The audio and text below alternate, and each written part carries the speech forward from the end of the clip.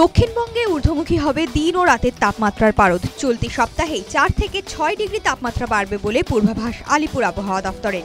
ঈদের দিন কলকাতায় 36 থেকে 37 ডিগ্রি সেলসিয়াস তাপমাত্রা এবং পশ্চিমাঞ্চলের বাকি জেলায় 38 থেকে 40 ডিগ্রি সেলসিয়াস তাপমাত্রা হতে পারে। আপাতত দক্ষিণবঙ্গে বৃষ্টির কোনো সম্ভাবনা নেই বলেই জানিয়েছে হাওয়া অফিস। শিক্ষক নিয়োগ দুর্নীতিতে ইডির মামলায় আরও বিপাকে প্রাক্তন শিক্ষামন্ত্রী পার্থ চট্টোপাধ্যায়। এবার ব্যাংকশাল আদালতে রাজসাক্ষী হিসেবে সাক্ষ্য দিলেন প্রাক্তন শিক্ষামন্ত্রীর আত্মীয় কৃষ্ণচন্দ্র অধিকারী। সূত্রের খবর, ইডির পেশ করা চার্জশিটে কৃষ্ণচন্দ্র অধিকারীর নামে কয়েক একর জমি কেনার উল্লেখ রয়েছে, যদিও এ সম্পর্কে তিনি কিছুই জানতেন না।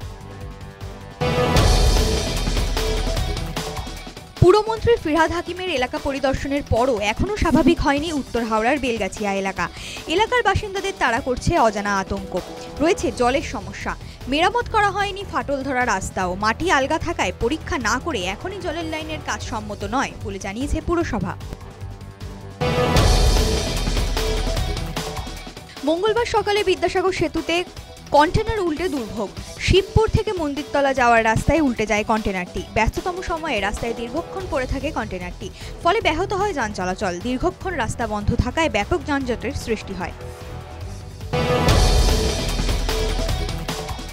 একই বুথে এক বাংলাদেশি নাগরিকের নামে 2টি ভোটার কার্ড থাকার অভিযোগ উঠল। ঘটনাটি ঘটেছে উত্তর 24 পরগনার বনগাঁর ধর্মপুকুরিয়া গ্রাম পঞ্চায়েতের সুকুপুকুরিয়া এলাকায়। সুজন দাস ও সুজয় বিশ্বাস নামে 2টি কার্ড রয়েছে প্রতিবেশী দেশের নাগরিকের নামে।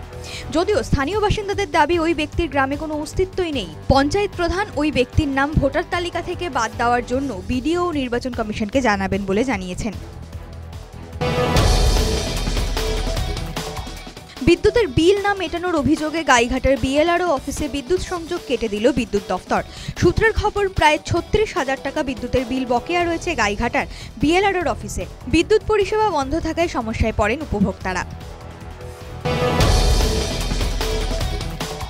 গোপন সূত্রে পাওয়া খবরের ভিত্তিতে অভিযান চালিয়ে মঙ্গলবার শালগুড়ি প্রধাননগর এলাকায় 2টি গাড়ি আটক করে প্রচুর পরিমাণে মদ উদ্ধার করল আবগারি বিভাগ। অভিযানে মোট 648 লিটার মদ উদ্ধার হয়েছে।